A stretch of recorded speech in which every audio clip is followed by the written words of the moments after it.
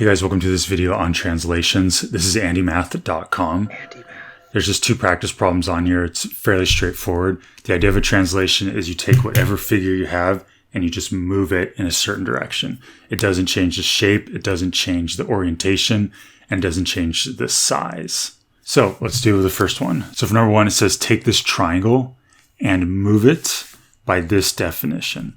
So it says let's take x, y, and move it to x plus 7, y minus 4. So really this just means let's move to the right 7 and down 4. So I'm going to do that with each of these points.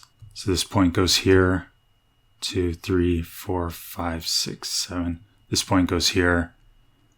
1, 2, 3. And this point goes here.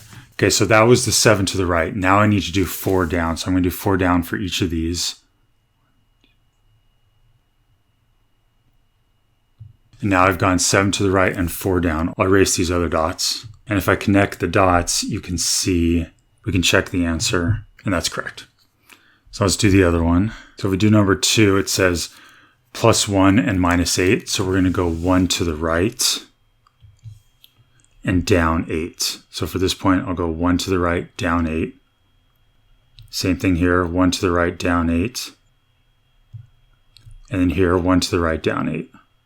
Connect the dots. That's the answer to this one. The x, y going to x plus 1, y minus 8. And that's all translations are. So hope this makes sense. Please like this video, subscribe to my channel. Check out andymath.com if you want to do more math stuff. Here's the homepage, and there's lots and lots of topics. Just search for whatever you're looking for or go by class. Talk to you guys later. Bye.